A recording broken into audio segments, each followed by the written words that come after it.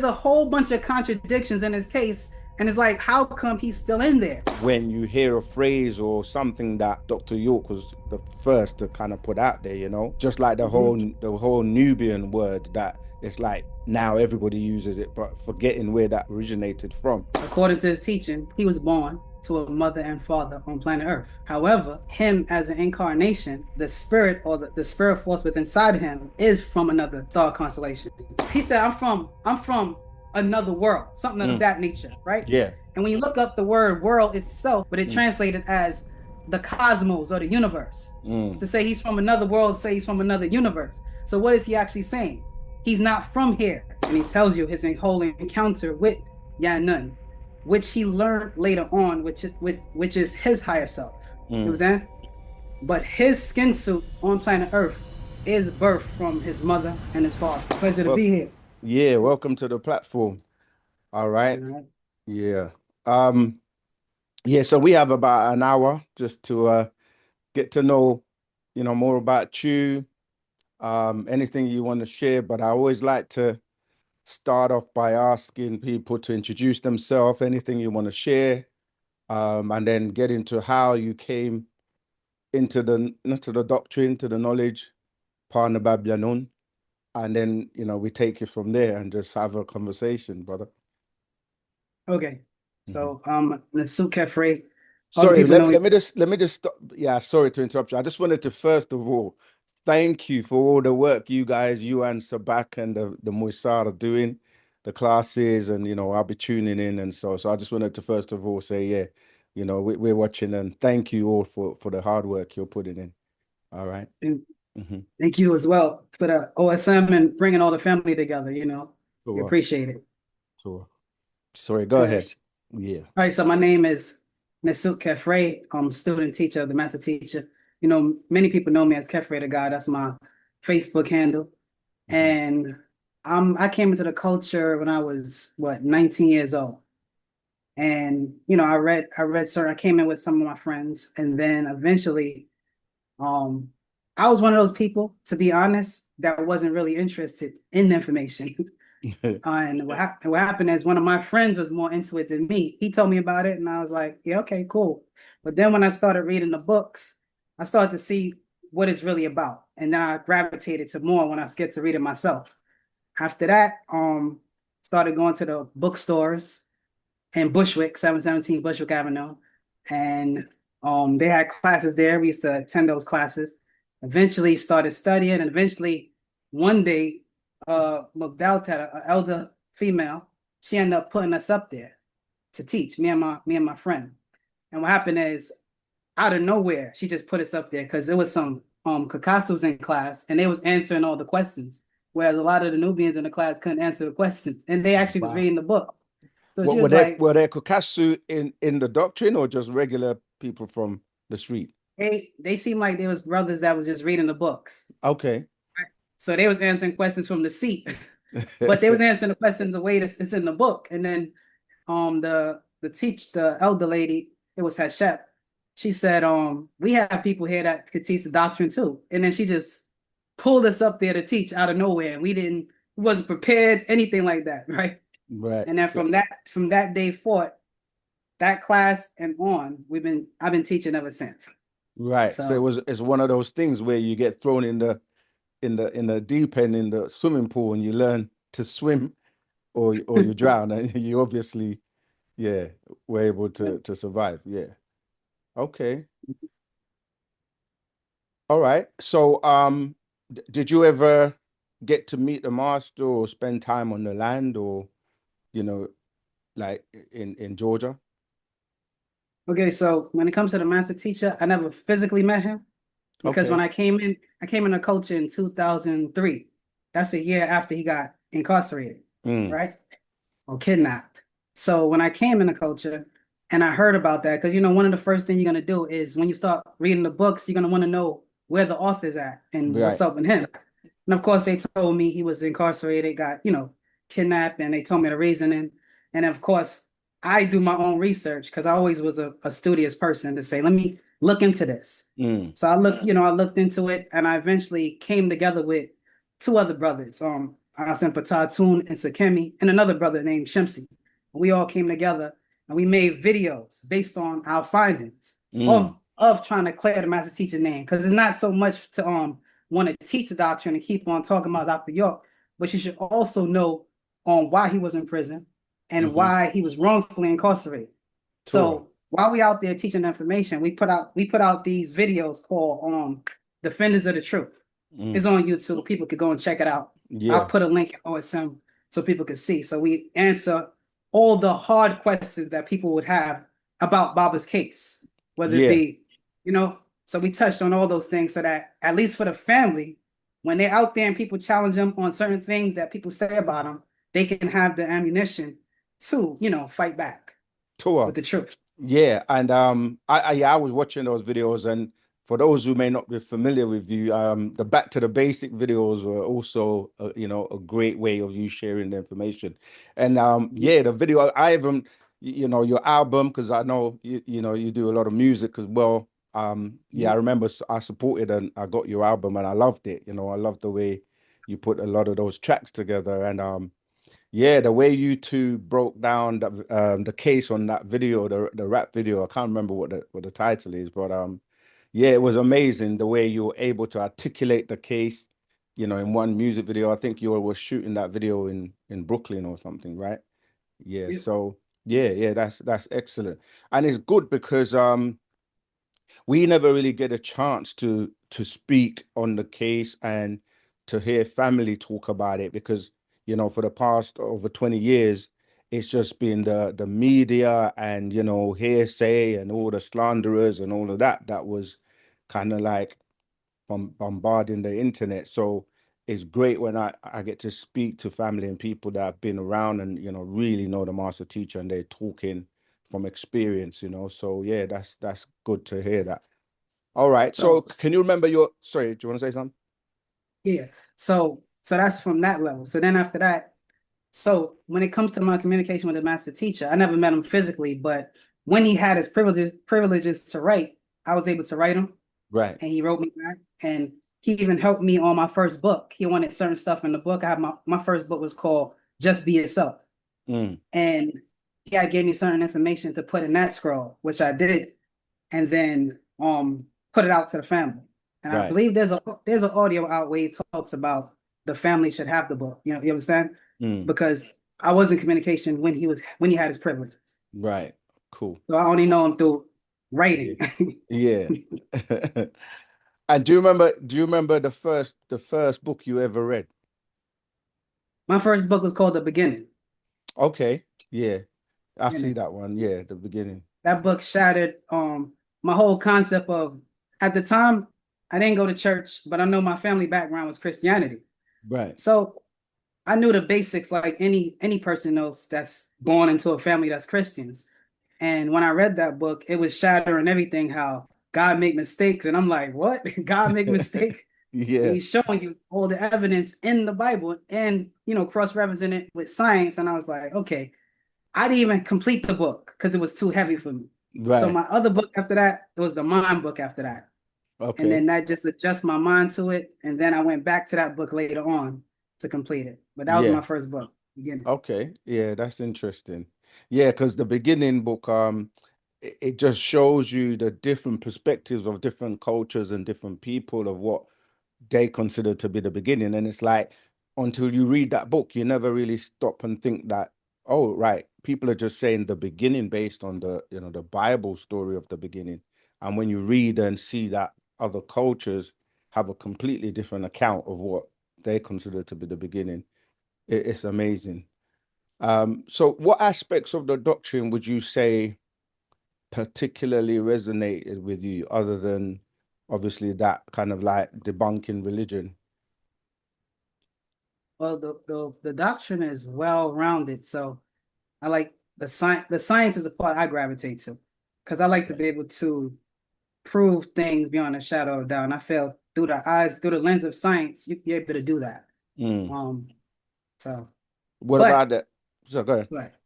But the culture encompasses everything, because we have science, we have religion, language, everything is within the culture itself. That's what makes a culture.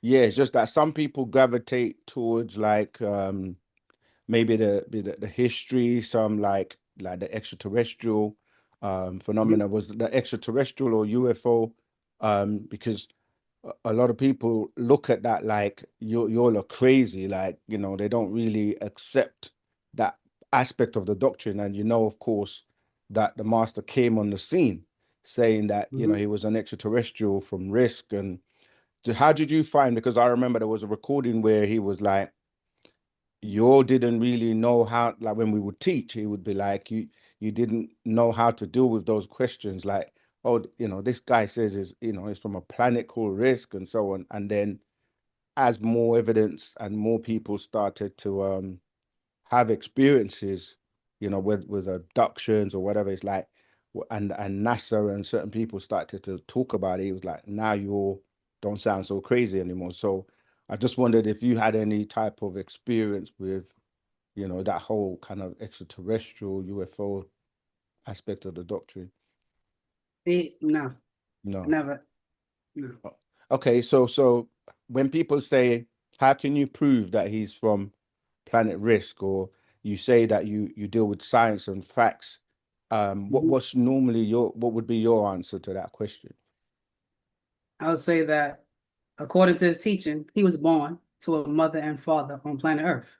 However, him as an incarnation, the spirit or the spirit force within inside him is from another star constellation. He has a book called Man from Planet Risk, and he tells you his whole encounter with Yanun, which he learned later on, which is his higher self. You know what Mm, I'm saying? But his skin suit on planet Earth is birthed from his mother and his father.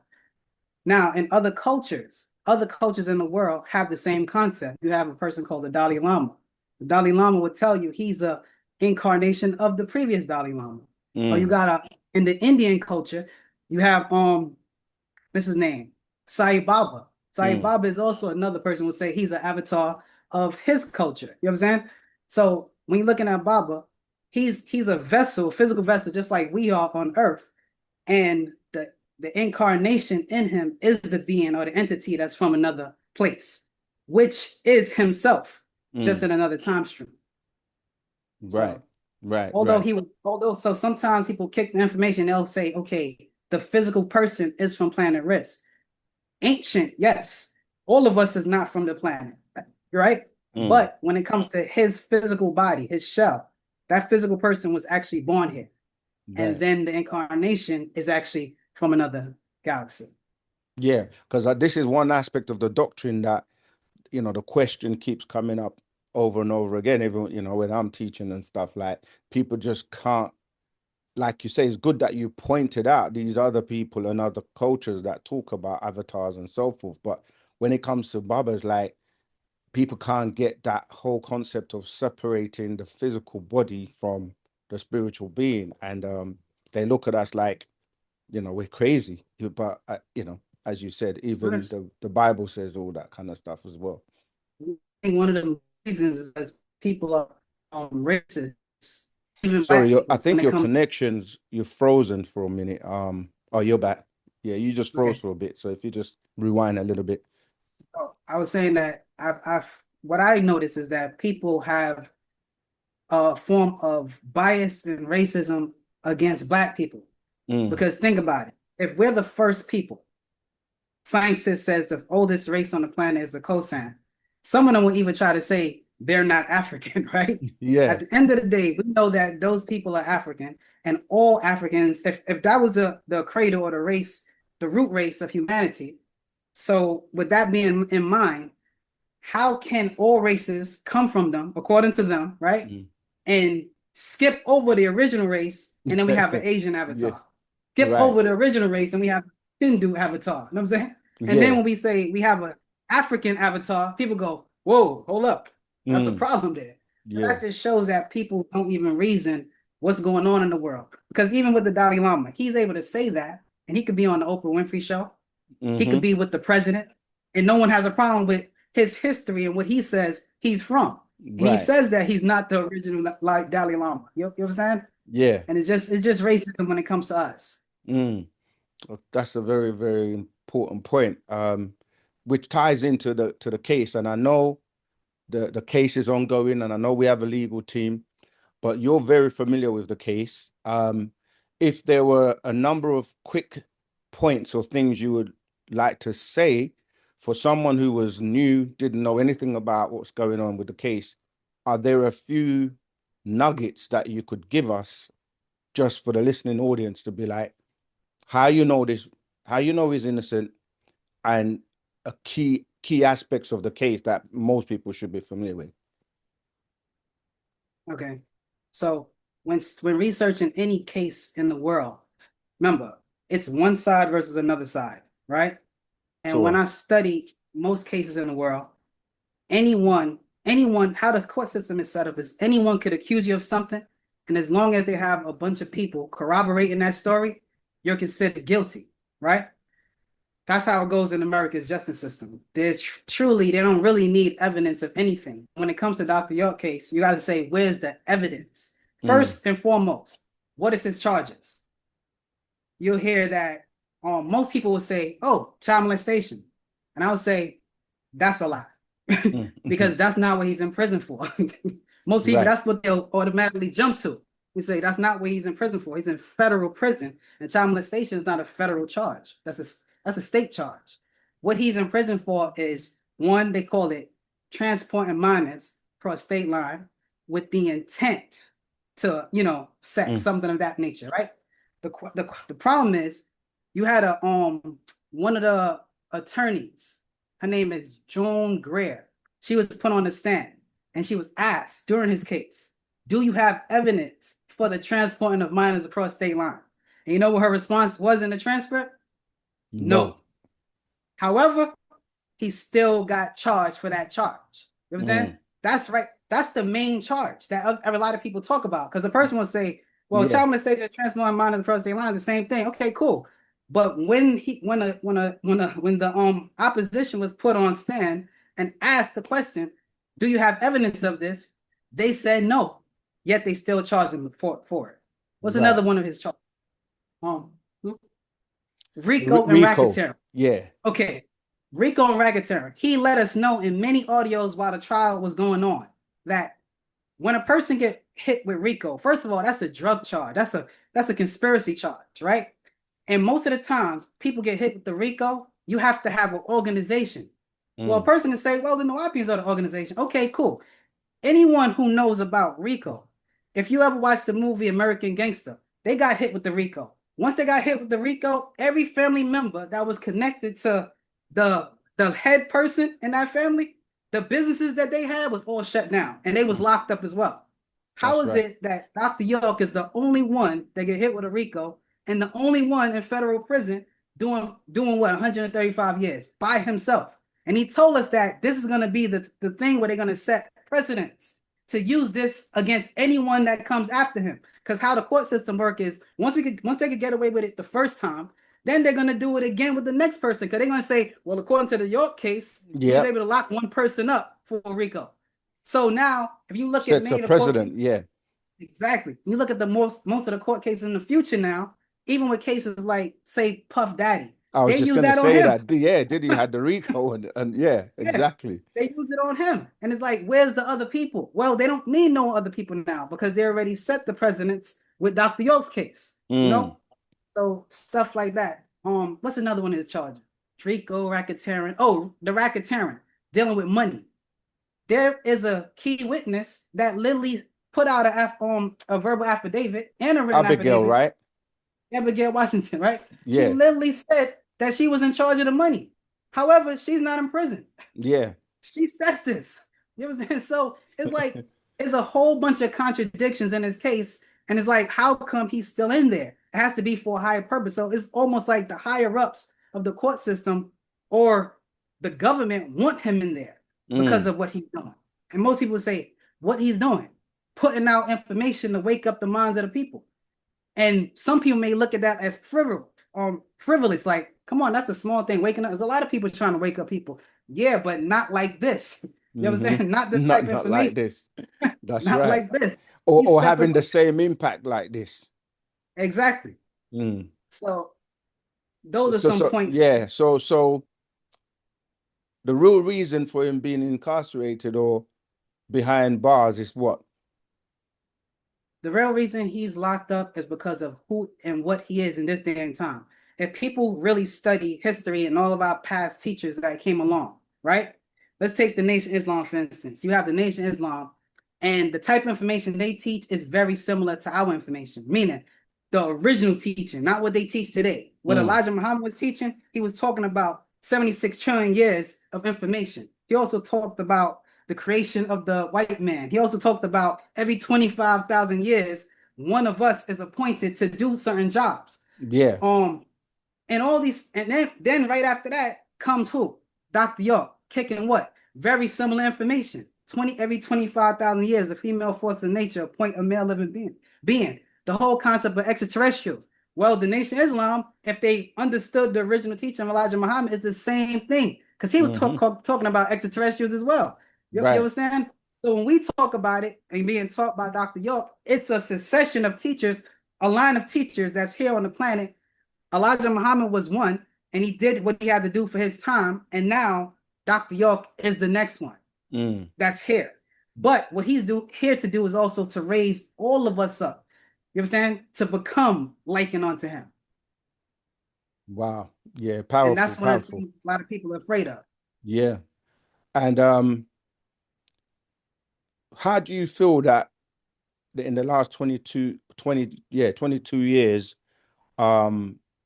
the impact of that knowledge, the right knowledge, right wisdom, the books, etc. How do you think it's had an impact on the world? Because obviously that's the main reason they're trying to hold him back and stop him. But has it worked, in other words? I would say yes and no. I'm gonna say yes, because a lot of the up-to-date information that people should have, they don't have. But if you listen to social media, you're hearing a lot of people who read Dr. York books, whether they say it or not. People going out there telling you children are born with green spots because we was originally green. Where you got that from?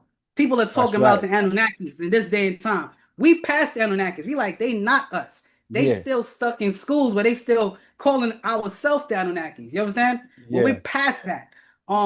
So much information on social media about religion, about the language in religion, or where's its origin, or where it come from, or whether Jesus was real or not. All these concepts is now all over social media, and a lot of different people are teaching it incorrectly. You understand? Right. But only a student of Dr. York would know that's wrong, but I know where you got it from. That's you're saying it wrong.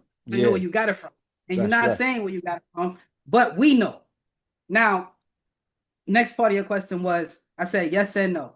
Yes, because there's people like yourself, there's people like me, there's still many student teachers out here who's on social media as well, trying to get the people to know this information, writing books, trying to wake up people. So even though the Baba is in there, the students that are diligent, acquired, true seekers, and the loyal, we're still here making 100. The message. You know what I'm saying? Out there making people feel our presence, that we're still here. And if we're still here, he's still here, because we become like little baby Dr. Yorks out here and stepping on people's head on social media in this day and time. You understand? Yeah, I think that's really important, because as you say, without our presence, a lot of these people in the so-called conscious community were coming across like they're the originators of the information. And anyone who ever studied or read any of the scrolls from Dr. York from years ago will immediately know when you hear a phrase or something that Dr. York was the first to kind of put out there, just like the whole Nubian word, that it's like now everybody uses it, but forgetting where that originated from. There's so many things you can hear about now, like the tri-solar system, 3-parent birth. There's just so much things that in the 9 ether. I mean, I hear Caucasians now breaking down 9 ether. I'm like, where are you getting that from? You have the many people out there that are, like they're using the information, but they're not giving the references of where they got it from. Some people don't even know. They get it like third hand. They may have heard like a Brother Polite, or like a young Pharaoh or Bill Carson or any of these people, and they just like take it as if it's from them. So when obviously we came on the scene, that's why I applaud what, you know, Wu-Sabat and any other student teacher is doing, because we have to be on social media as well, correcting and letting them know. And I think that's where, when OSM Vision was able to kind of like put out our stuff, it was like people were like, whoa, like straight away they knew the authenticity of it, you know, because we were like giving the master teacher back his props, like he's supposed to be given, you know. Yeah. Mm-hmm. Yeah. So I mean, is there anything else that you want to share? I mean, I know Person, yeah, go ahead. I was gonna say, a person may say, like, I as a person, going back to the UFO concept, I as a person may have never seen a UFO. So a person go, do you believe in UFOs? And I say, no, right? Okay. But what I can do is the same thing that scientists can do, meaning reason from the unknown to the known made known. For instance, a scientist sits in a lab and they tell you, right? We don't have a ruler to measure the planet to the earth, but we're going to tell you that the sun is 93 million miles away. And yet humans will go and Google this and then come back and say, hey, the sun is 93 million miles away. How do you know that's a fact? You don't know, You right? don't. But Yeah. what happened is they have special ways of using trigonometry and all type of mathematics to cross-reference to get a number. It's a projection. You understand? So now, as a person will say, I never saw a UFO myself. I never encountered a UFO. Why do I accept it? It's not that I believe it. Why do I accept it? I accept it because this. If many people from all walks of life, from different walks of life, right? I'm talking about pilots. I'm talking about astronauts. I'm talking about Air Force. I'm talking about many records of other people who have saw these beings. And I'm talking about people in different parts of the world. This person could be in Mexico. This person could be in London. And they all have a similar story of seeing these type of beings. At some point, you got to say, hey, even though I didn't see it, I could reason that it must be out there because all these other people are seeing it. You understand? And it's the same way how you could take a child who never knew about, like when I have my children may not know Martin Luther King, right? But they will know about him because I'm gonna show them stuff. Just like you can show people actual real images of spacecrafts, not all of AI. You know what I'm saying? Yeah. You can show people real accounts of people who says, hey, I was abducted. You know what I'm saying? And they was taken serious by the government. Or you can take the government and say, hey, you know about Project Blue Book? Where the government right now is having sit downs in court cases talking about revealing UFO information that they had since the 1940s. Right. So Yeah. everything that Dr. was talking about extraterrestrials back then and cross-reference it with everybody on the planet that talks about it or had these encounters. And another thing, if UFOs are not real, right? Why would they create a system called encounters of the first kind, encounters of the second kind, encounters of the third kind, and so And the forth? fourth kind. Why would you make this concept up? That is science, right? Why would these things be real? You make a system based on something that's invisible. You understand? Or something that's never seen. So these are the things that is going on. And that's the type of way you could say, okay, I can reason that they're real. And of course, just a couple months ago in New Jersey, they had a real news report with flying saucers here in New Jersey. And they have the video footage. So once again, it's being confirmed in this day and time just by other people's experience. And then if you link that with religion, it's in the religion too. Because when you go into the scriptures, let's say, take this, Joe, real fast. One of the things we always stress when people study the scriptures is what? Know the language. If you know the language, you'll actually know what the scriptures are talking about.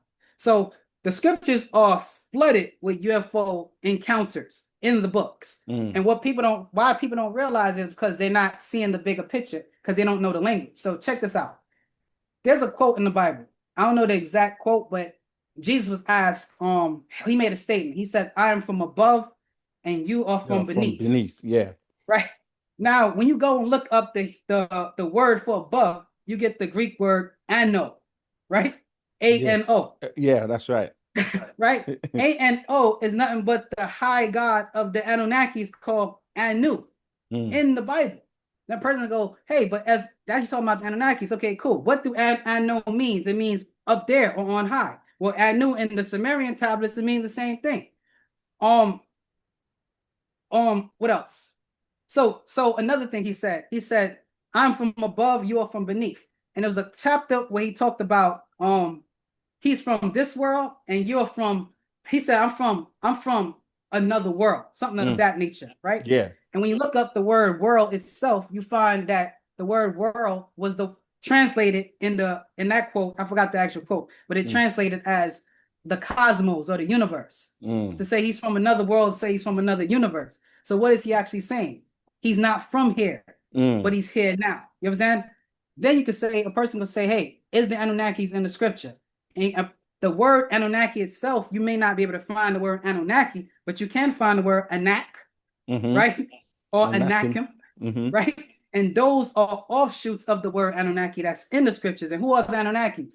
Extraterrestrials from the Sumerian culture, right? Which these books were plagiarized from. You understand? Yeah. So it's so many ways to connect for people to say, a person can say, I accept that concept, and it's all around us already. You understand? Yeah. And prove it with what people already know right now. Yeah, I mean, even God himself, like where is he and all that kind of stuff. The angels, book of Daniels, the book of Ezekiel, book of Revelations, the Crystal City, all these things are given references of crafts, you know, the cloud, the children of Israel were following. I mean, there's just so much that, you know, you can't really refute it. And I've had personal witness of UFOs myself, so I'm a real live person. As don't want to go into too much of the details, but even as of yesterday, you know, so there are millions of people around the world that, you know, can testify to sightings, whether it's the first kind, second kind, third kind, and of course the fourth kind in the movie, which there's actual I think there's actually recording of an Anunnaki on that movie speaking, you know, and they translate it as well. So yeah, I mean, it's important. And of course that ties into when people say 144,000 people are going to be picked up. And you know, they make it obviously because of religion. And then they look at us like this didn't happen, you know, because a lot of people who, like you say, are not up to date with the doctrine, they remember that from the old scrolls, right? So they say that yeah, this is one of the things they will say, oh yeah, you lot just made up things, it didn't happen. You said you're all going to be picked up on a craft and taken away in 2003. But obviously little do they know, as you say, this disclosures happen with the Congress. And you said, yeah, just what last year there were so many orbs, and it's becoming so, I guess, so popular that now they trying to use AI to distract and distort things, you know. So yeah, I don't know if you wanted to say anything on the whole kind of like distortion with AI and the shift in making reality seem like, you know, things are not real anymore. It's the same thing. Like if you go back to, remember I talked about Project Paperclip, right? Or Project Blue Book, I mean. So you had a thing called Project Grudge. That was before that. This was actually the government setting up a system where anyone who talked about extraterrestrials, their job was to debunk it, no matter if it was true or not. And they called it Project Grudge. At the same time, they had another organization that was pushing out information about extraterrestrials. So they like to keep the people confused so that the people think that it's fake. And then the best way to get you confused is when they make a movie about it. Right? Because once they make a movie, now you come and talk about it. If you say, hey, the Predator is real, they go, this guy's watching too much movies. He really believe this crap. Not realizing that extraterrestrials do tap into directors and writers of those movies to give them the images that they come up that they think comes up in their own mind. You know what I'm saying? It's all subliminal seduction. And they put it out. Why? Because once it gets on that screen, which is their form of white magic, right? Yeah. This is where they can control you and say, hey, it's fake, and just throw you off. Yeah. And when that real information come now, you reject it.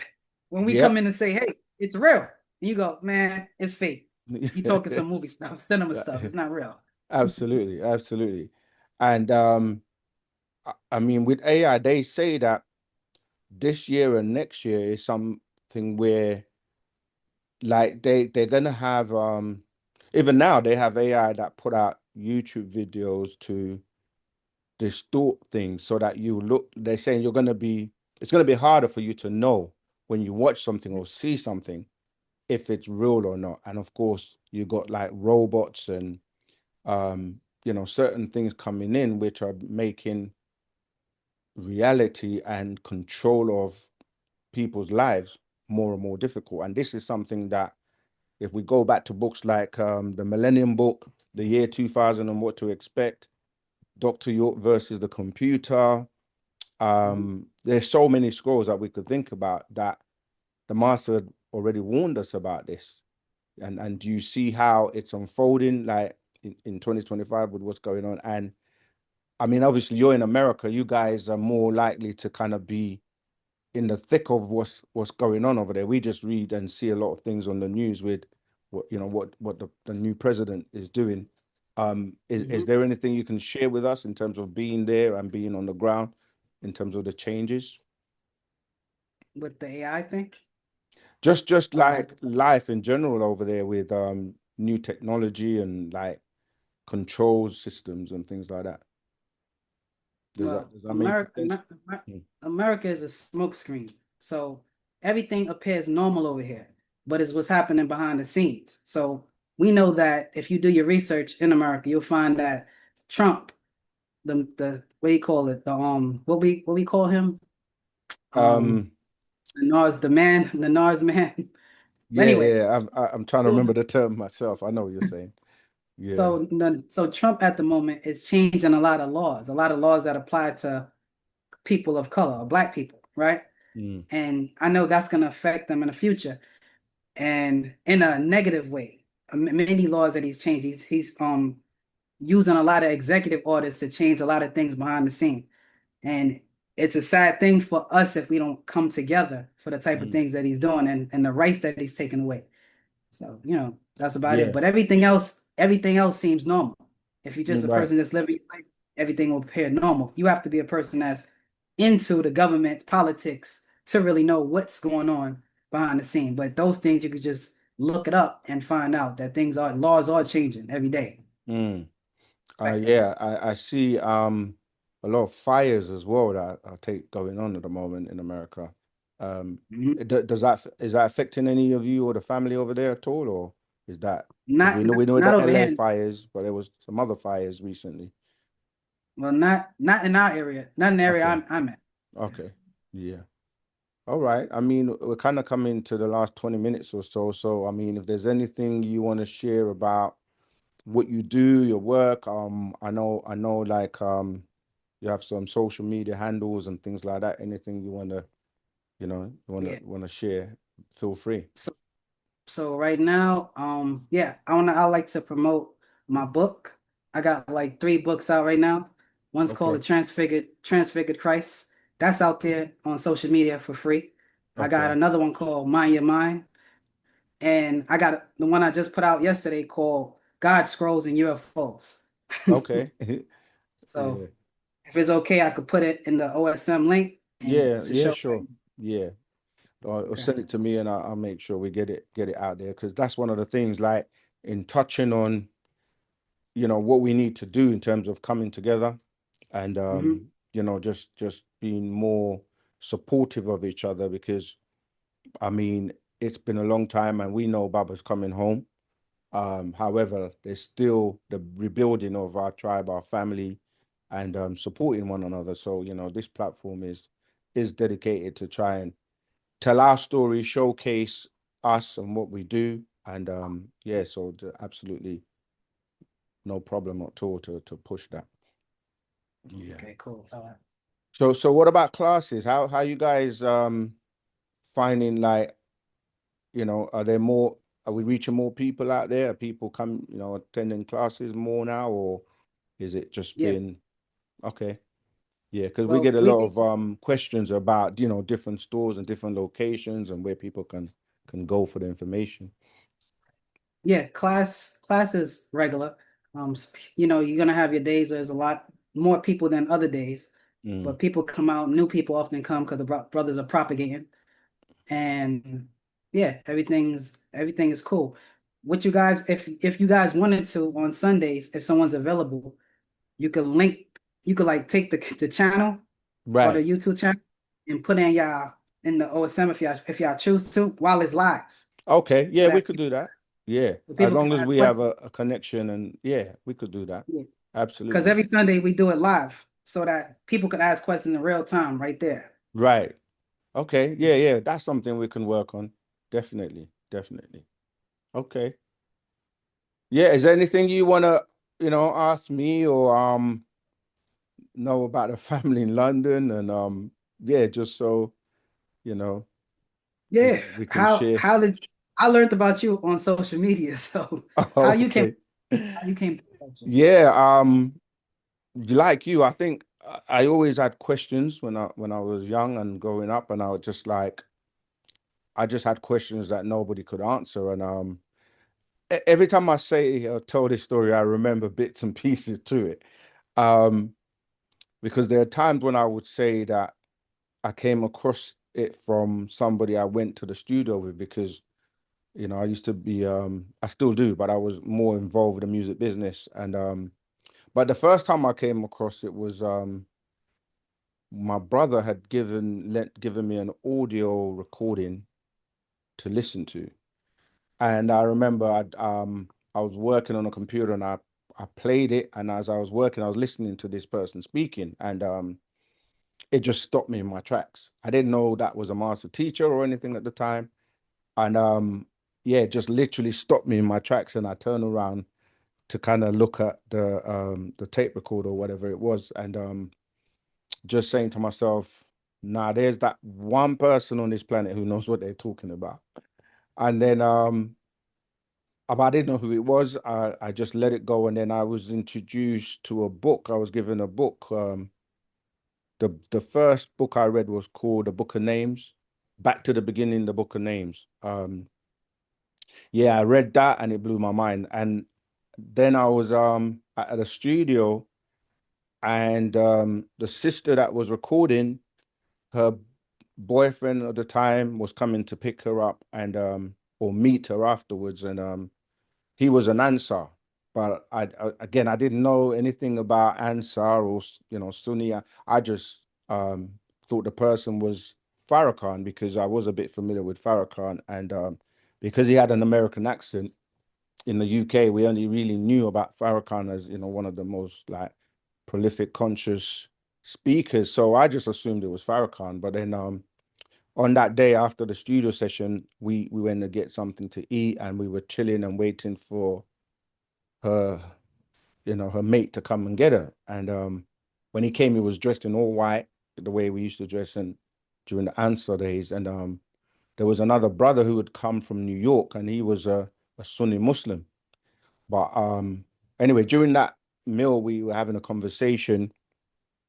That's when I really got to see the difference between Ansar doctrine and regular Sunni Muslim doctrine. And the brother was just like, he was so prolific in the way he was answering the questions, and he literally just blew that Sunni Muslim away. And yeah, then they invited me to classes, and I started to attend classes and just asking questions, and every question I had was getting answered. And then I started to buy more and more scrolls, and then ended up joining the community in Brixton, London. And yeah, and then from there I just, yeah, I kind of started teaching. And as they say, the rest is history. Of course, I used to travel and come to the States.